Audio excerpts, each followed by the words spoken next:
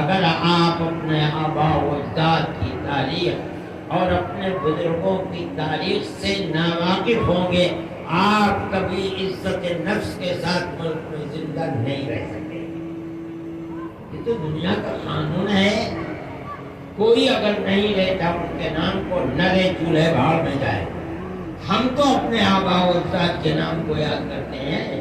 ہم تو ان کی تاریخ کو زندہ کرتے ہیں، ہم تو کہتے ہیں کہ ملک کی آزادی کی صحرا انہی کے سر کے اوپر ہے، اس لیے کہ سب سے پہلی آواز اٹھانے والے آزادی وطن کے وہی لوگ تھے۔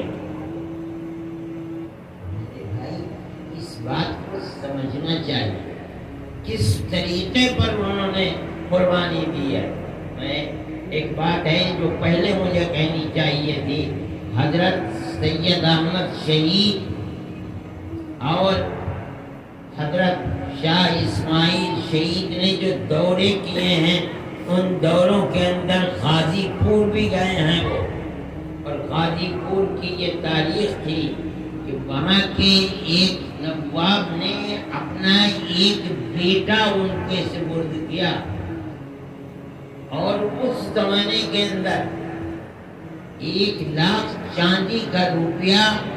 آزادی وطن کے جہاد کے لیے ان کو دیا، اور یہ کہا کہ میں مولانا آپ کو اپنا بیٹا دے رہا ہوں، اور میرے دل میں تمنا یہ ہے کہ جس طرح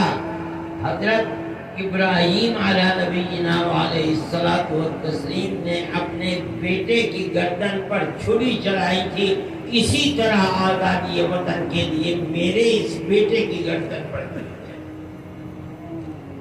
اور حضرت شاہ صاحب اس کو لے کر گئے ہیں، اور سرحد کے اندر غازی پور کے جن 6 آدمیوں کی شہادت کا ذکر آتا ہے، اس میں ان کا وہ بچہ بھی ہے۔ کون مائی کلال ہے جو اپنی تاریخ کو اس طرح بیان کر دے گا؟ یہ ہمارے بزرگوں کی تاریخ ہے، ملک کی آزادی